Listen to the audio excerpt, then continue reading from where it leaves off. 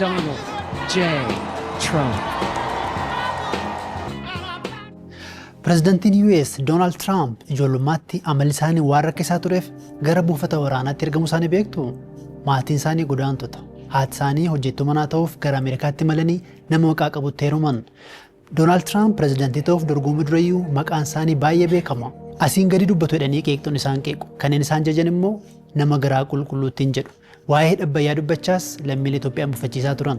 Namni aangoo guddicha addunyaa kana of harkaa qaban Trump eenyu? Eessaa dhufanii sadarkaa kana ga'an? Harmeen isaanii hojjettuu manaa turan. Dhaloonni isaanii Iskootilaandii. Umurii isaanii 18tti jiruu wayyoo qabu barbaacha gara US baqatte. Maatii hedduu keessa kan dhalatte Mary Anne McLeod carra qabeettiidha. Ilma maatii New York keessa maqaa gaarii qaban keessaa tokkotti heerumte. Namni itti heerumtes Frederick Trump jedhamu.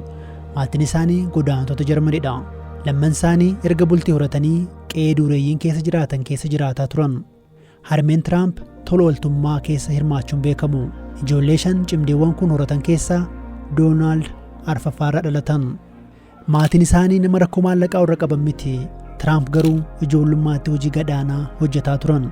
Inumaa umurii isaanii 13tti gara buufata waraanaa ergamaniiru. Sababni immoo amala gaarii akka horataniifi. Donald Trump Yuunivarsiitii Peensilveeniyaa irraa digirii jalqabaa eebbifaman. Egasii boodas abbaa isaanii bakka bu'uun qabeenya maatii isaanii akka bulchan filamaniiru. Obboleessi isaanii hangafaa Fred jedhamu sababa alkooliidhaan lubbuu dhaban. Trump egasii booda alkoolii dhugees hin beeku, tamboo xuuxees hin beeku jedhu. Trump lafa guddaa kan ga'an liqaa abbaa isaanii irraa argataniini. Liqaa xiqqoo doolaara miiliyoona tokkoon gara hojii mana ijaaranii gurguruu yookiin real estate nan seenee jedhu. Kubbaaniyyaa abbaa isaanii bulchiinsa New York keessatti qabeenya bal'aa qabu bulchaa erga turan booda bara 1971 dhaabbaticha guutummaan guutuutti to'atan. Lafa ragaaneefis olmaan guddaa abbaa isaanii akka ta'e ibsu. Isaan leellisuus biirma isaanii Iskootilaand keessas biizinasa qabu. Garuu hammana dhaqanii fira isaaniin dubbisan jedhamanii qeeqamu.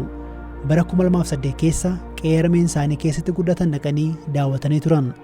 Garuu daqiiqaa tokkoo fi walakkaa qofaaf turan. Ijoollummaatti akka daawwatanii fi booda keessa garuu waan koomaniif deebi'anii daawwachuu kan dandeenye man baay'een kooma addunyaa irratti carraa hojii uumaan jira. Kanatti yeroon itti dhufu dhabee jechuun dubbatan.